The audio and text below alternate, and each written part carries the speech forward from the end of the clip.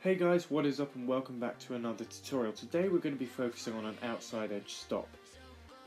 Now, as you can see, I'm showing you now some prerequisites. So this can be the penguin stop, as you're seeing here, and as you're about to see in a minute, the spread eagle stop. The reason why these are actually useful is because the penguin stop is very similar to doing an outside edge stop. The only difference is you don't put the legs at such a steep angle, and also, to be honest with you, as it feathers backwards and forwards between the legs, it means you need less muscle memory and less strength to hold it in that position.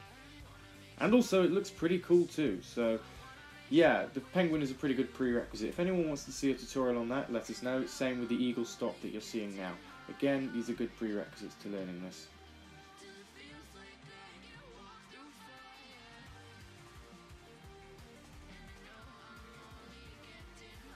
Now, a commonly asked question for what you're about to see for the outside edge stop is, where should the weight be? Well, it should be from the ball of the foot towards the front of the skate. Now, firstly, what you're looking at here is kind of like an X stop, but your foot is more in the shape of a T. So it simulates the direct 90-degree angle that your leg is going to be stopping on. So it's not a sudden put down. When you're first learning this, you'll need to get the muscle memory right. So it's a gradual increase of pressure. Then you move on to the next step. Now, instead of having the foot in front, you fall backwards onto it. Now, because of the previous step, you should have some muscle in there, so you should be able to hold it for a short, sustained period. As you can see, we're showing you from a different angle, but as you can clearly see, it's not so much a case of pressing with that leg, you're falling back onto it and gliding for a short distance. Again, try this slowly, not quickly, just to build up a tolerance to it. Now, as you can see, he's doing it a little bit quicker. He's just building up the speed a little bit more just to get used to it. And this is important. This is a case of building it up. This will not happen instantly. It just takes a bit of practice with the muscle memory. Again, as you can see from the other angles, and everything is slowed down as per usual.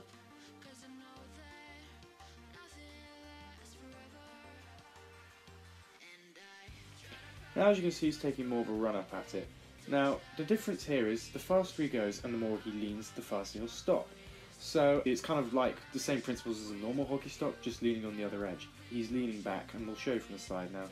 He's leaning back and he's holding it for a lot longer, so the glide lasts longer. Now again, the more he leans, the faster he's going to stop.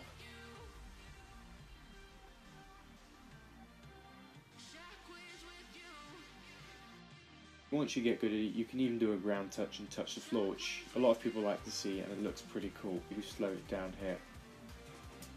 So this has been our tutorial on the outside edge stop. We hope you guys have enjoyed it. If you have, please leave a like, comment and subscribe, and let us know in the comments what you'd like to see next. Please like this video because it really does help us every time, and remember to subscribe. We hope to see you soon. Thank you very much.